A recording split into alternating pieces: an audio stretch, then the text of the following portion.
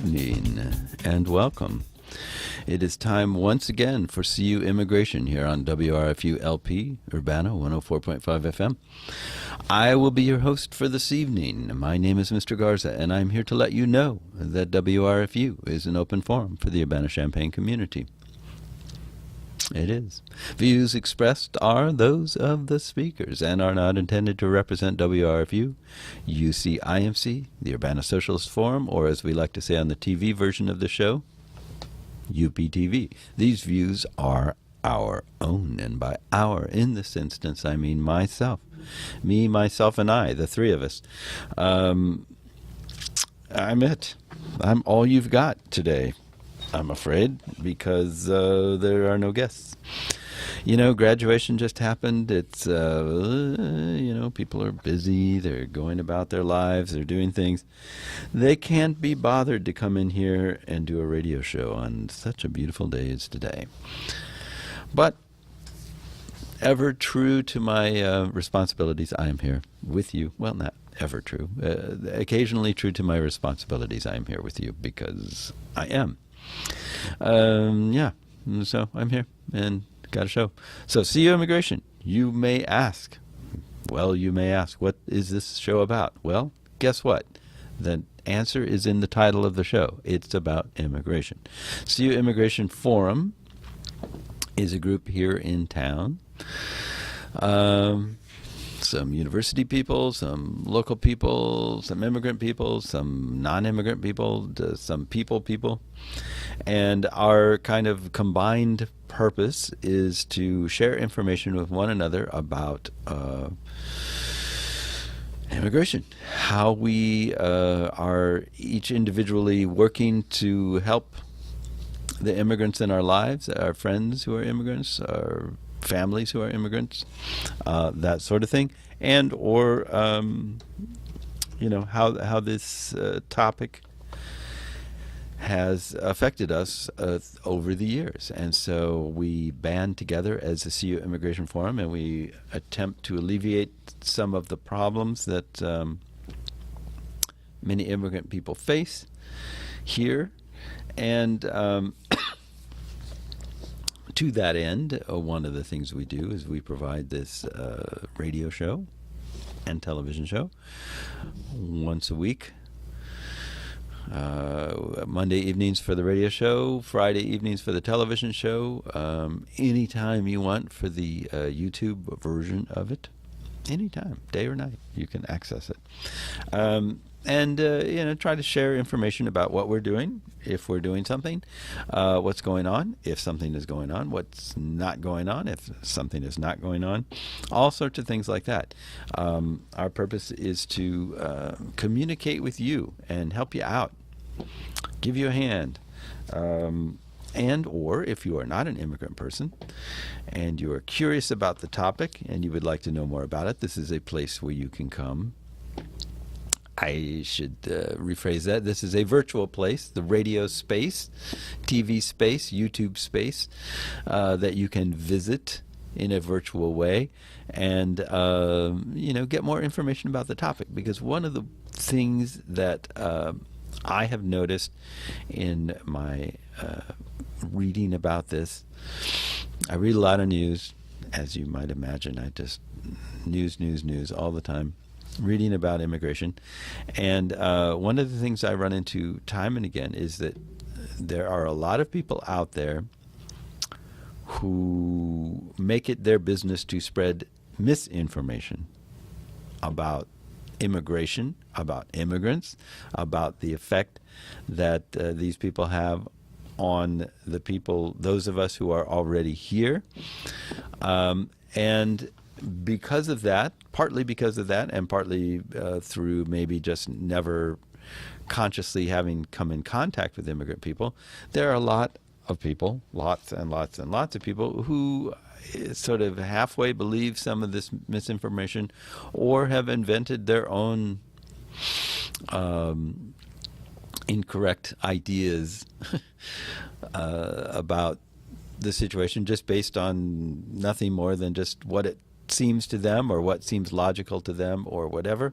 And most of the fact that so many people can be bamboozled or self-deluded, however you want to look at it, is through lack of actual information and lack of actual contact with people. So one of the things I like to do on this show anyway is just demystify the topic and personalize it to a certain extent and get people thinking about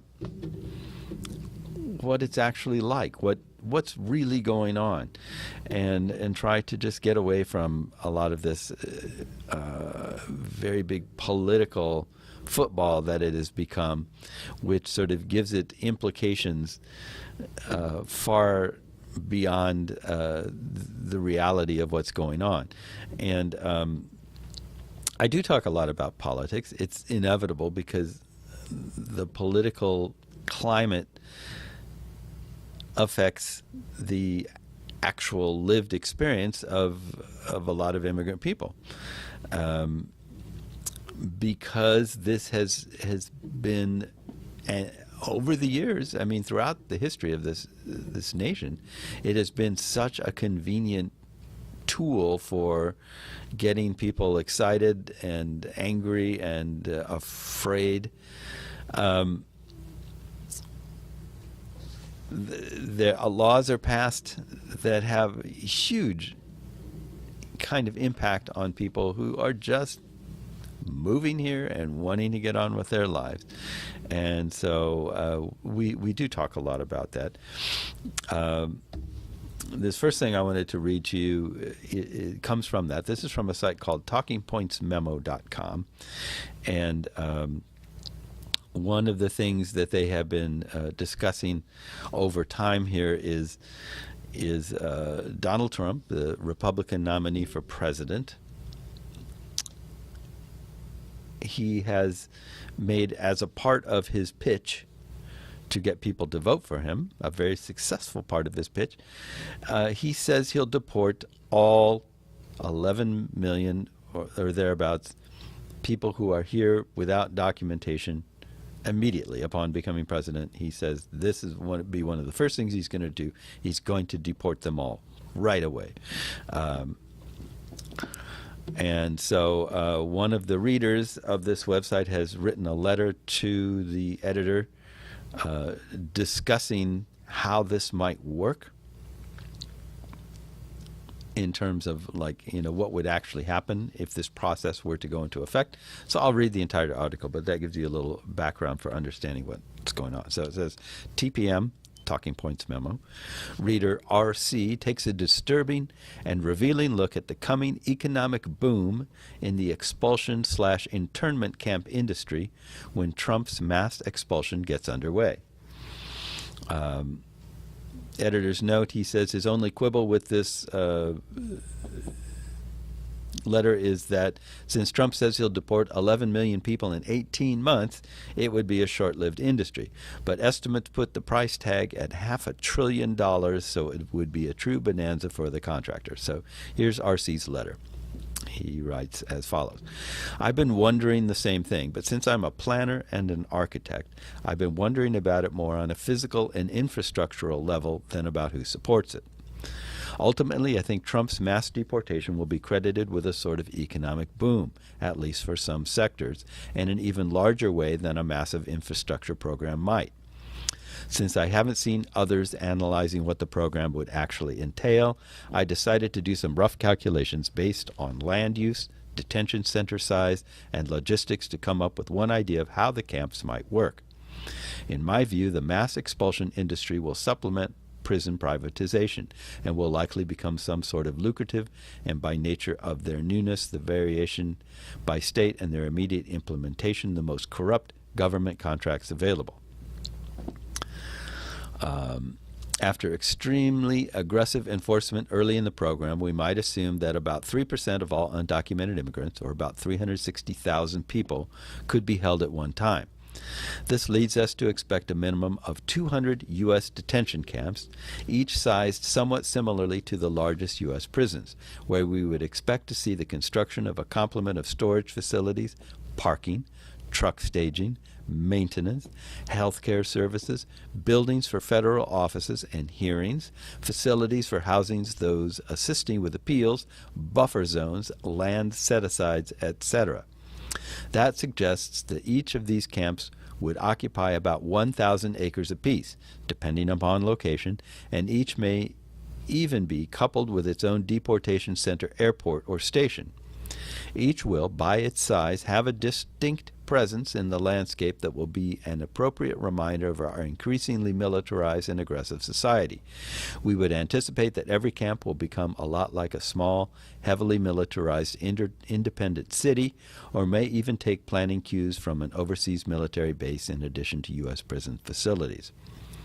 With that sort of incarceration and deportation rate, it would take about 35 years to deport all undocumented immigrants currently in the United States.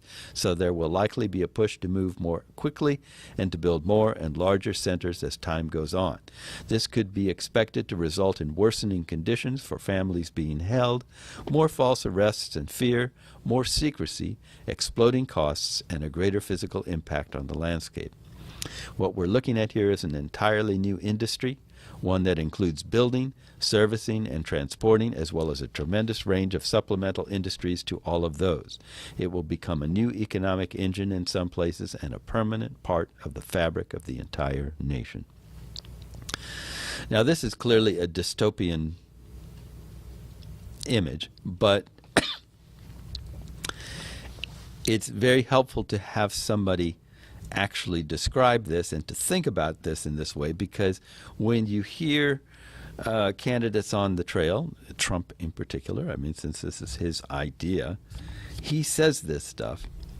His people, his supporters eat it up, and I don't think any of them actually imagine in their head what would have to take place, what would have to be done, who would have to do what, and how it would work for something like this to come about. You could do an equally cynical assessment about his wall that he wants to build, his ban on Muslims coming into the country. There are all sorts of things about this guy that are just absurd, beyond absurd, more ridiculous than anything you could imagine, and yet this is the very thing that makes him popular. So, for example, here's another article. This is the Washington Post. It's entitled, "Donald Trump's Unsupported Claim That Crime is Through the Roof Because of Illegal Immigration." Quote, "People that shouldn't have been here, people that should have never been allowed to come over the border, and they come here like it's nothing. You know, I'm looking at statistics where your crime numbers are so crazy, they're going through the roof, so we can't have it anymore." End quote. This is a quote from Donald Trump rally in Costa Mesa, California in April. Trump started a recent rally in California by bringing on stage members of the Remembrance Project, which advocates for family members of those killed by undocumented immigrants. Trump asked the father of Jamil Shaw to share the story of his son, a 17-year-old football star who was killed in 2008 by a gang member who was in the country illegally. Shaw has appeared in an ad for Trump and supports Trump's proposal to deport all criminal aliens who are non-citizens convicted of a crime. Another case Trump often points to is that of Kate Steinle, a young woman in San Francisco who was shot and killed by an undocumented immigrant and a repeat felon who had been deported 5 times to Mexico. Clearly, stories like this exist, but Trump uses anecdotes as evidence to connect illegal immigration and violent crimes and to propose deporting the approximately 11 million undocumented believed to be living in the United States. Just how likely are Americans to die from homicide by undocumented immigrants? Well, Trump cited homicide, rape, and aggravated assault figures from the Los Angeles Police Department to say that crime in California is going through the roof. Violent crimes, including homicides, rapes, and aggravated assault, were up across the board by the end of 2015 compared with 2014. LA's numbers mirror the trend in other major cities that saw an uptick in violent crimes in 2015 compared with previous years. But as we've warned, not warmed. My mouth is not functioning properly, excuse me. But as we've warned at the fact checker is this column here, the name of this column. Criminologists look at crime trends over at least a decade because so many factors, even weather, can influence short-term crime numbers. The overall trend for California, according to the State Office of the Attorney General, looks like this below. Violent crime rates specifically also have steadily declined from 2005 to 2014. So the graph, which you could see if I showed it to the TV, but you can't see on the radio, has a red line, which is property crimes, which starts up around 6,000 in 1984, goes way down to about 3,000, cut in half at around 1999, 2000, goes up a little bit in 3 and 4 to maybe 3,500, then drops way down to maybe 2,500 in 2012, then goes up a little bit in 2013, and then down again in 2014. Violent crimes follows a similar but a much more even curve. It starts just under 1,000 in 84, goes up just over 1,000 in 92, and then comes down to about half, maybe 500 or so, and then drops steadily from there on out. So basically crime is going down, and going down pretty dramatically in big curves over the years. So let's recap. Yet again, that illegal immigration flows across the southern border in 2015 were at the lowest levels since 1972, except for in 2011. The presumptive Republican nominee doesn't seem to bother to read our fact checks about this, so here's a visual representation. Now we have another visual representation. This shows southwest border apprehensions. So in 1960, about 21,000. By 72, it goes up to 321,000. It spikes, then comes way down, and then goes back up again to 1,643,000 in 2000. And then it comes down, up and then down and up and down to 331,000 in 2015. So we're about the same level, give or take a few thousand people, as we were in 1972. Okay, so how many undocumented immigrants are convicted of murder and other violent crimes? The short answer, the vast majority of unauthorized immigrants do not fit Trump's description of aggravated felons, whose crimes included murder. We looked at homicide rates among released criminal aliens, the group Trump really wants to deport. In fiscal 2015, there were 19,723 criminal aliens who were released from incarceration and placed in non-custodial settings. There were 64,000 criminal convictions associated with that population. Of those convictions, 208 were attempted or committed homicides or voluntary manslaughter convictions. There were other crimes that posed a threat to people's lives, like the 12,000 convictions related to driving under the influence. This list is a subset of the larger number of convicted criminals removed by Immigration and Customs Enforcement every year. In fiscal 2015, there were 235,000 removals, and 59% were convicted criminals. Of those removed, 1,000 people were suspected or confirmed gang members. Let's assume that each of the 208 convictions in fiscal 2015 resulted in one homicide by a non-citizen convicted of a crime, and see how it compares with other causes of death in recent years that aren't connected to illegal immigration. Generally, homicides are not among the leading causes of death for Americans.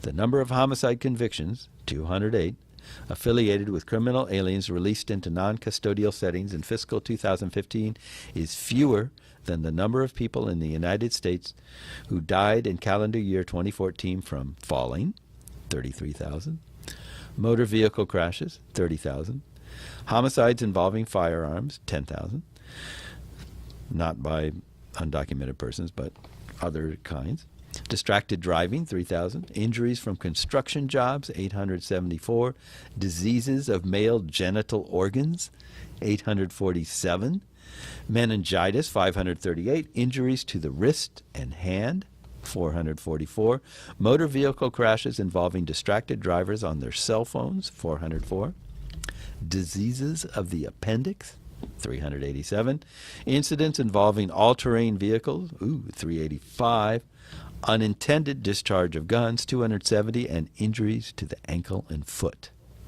231. Homicides are a small percentage of the crimes committed by non-citizens, whether they are in the U.S. illegally or not. The U.S. Sentencing Commission tracks citizenship of offenders in federal prisons by primary offense, which is the offense with the longest maximum sentence when a person is convicted of multiple offenses. Of the 74,911 primary offenses in fiscal 2014, 31,432 were by non-citizens. The majority of their cases, 66%, were immigration offenses. There were 11 out of 75 murder offenses attributable to non-citizens. Inmate legal status is not always tracked at local jails or state prisons. A 2011 Government Accountability Office analysis used data from a Department of Justice program that allows localities to get reimbursed for convicting and incarcerating inmates of illegal or unknown immigration status. Among the primary convictions in California in fiscal 2008, 9% were homicides, 13% were assaults, and 27% were drug-related convictions. Yet, Trump continues to point to these incidents of people killed by undocumented immigrants, regardless of how small a portion they are out of all the deaths in America per year, to advocate the deportation of the estimated 11 million undocumented immigrants in the country.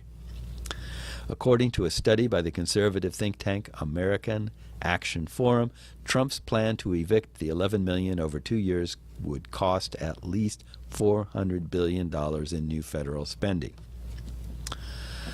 That's $500 billion, in case you're wondering, nearly $500 billion. Trump's wild rhetoric over deporting all unauthorized immigrants for bringing crimes like murder into the U.S. underscores a common public misperception that violent crime is correlated with immigration, especially illegal immigration. He continues to assert that crime is spiking because of illegal immigration, this time in California, but this claim remains unsupported. Clearly, there are plenty of isolated incidents where an innocent American was killed by a known criminal who was in the country illegally. But let's put this problem into perspective. In 2014, Americans were 159 times more likely to die from falling, 15 times more likely to die from auto accidents involving distracted drivers, and 4 times more likely to die from injuries from a construction job than an undocumented immigrant was to be convicted of homicide then released. Trump's claim highlights the problem with using anecdotes as evidence to guide policymaking. He can point to victims' families all he wants, and their stories are compelling, but the underlying data suggests that other causes of death, like car crashes, are far more dangerous to everyday Americans' lives than criminal non-citizens. Those are the facts, whether he cares to consider them or not. So,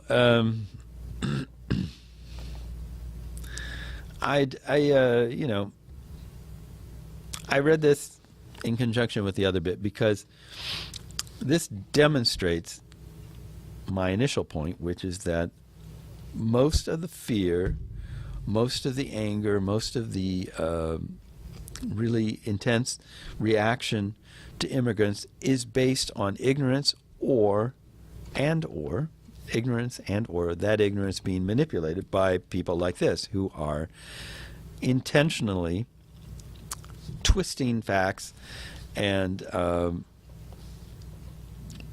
just basically making things up for the purpose of getting people motivated against or fired up to do something about immigrants.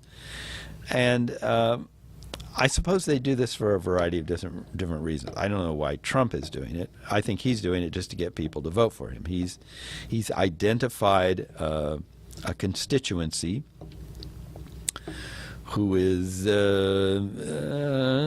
how can I put this nicely? I want to be diplomatic about this, even though I don't think there's really that much of a necessity to be, but he's identified a constituency who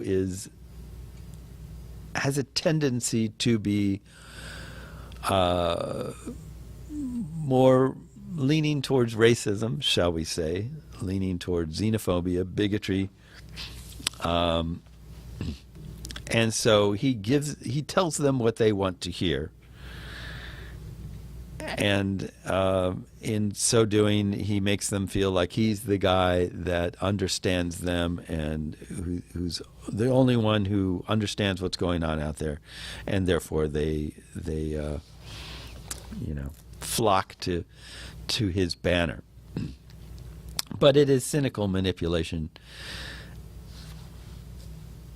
and nothing more. There is no basis for fact for almost any of what he says, at least on this topic. I don't know about other topics at this moment, but on the topic of immigration, I have yet to hear Trump say anything that was based in fact. It is, as this article implies, based on isolated facts that he can spin together to create a narrative that becomes false by its scale, if nothing else. So this is something we need to watch out for, and this is something that this show at least strives to fight against by just giving you more realistic information about what's going on and to humanize these people so you realize that it's not, the implication is, at least the implication by this politician and many of his followers, is that there is that good people in other countries are staying put, and that it's only the misfits, the malcontents, the criminals, people who are looking for a free ride, lazy people, all sorts of people like that. Those are the ones that are coming here. And they're coming here because America is soft and vulnerable and allows itself to be used. So all of us, the good citizens who work hard and pay taxes, we are being taken advantage of by all these opportunists who come over the border looking for whatever they can get. They want to take our women. They want to take our jobs. They want to avail themselves of our free stuff like welfare and food stamps and so on. That's the image that they're painting. I suppose this is a useful image because it plays into bigotry, and it plays into fear, and it plays into this sense of us versus them that is really handy for a politician to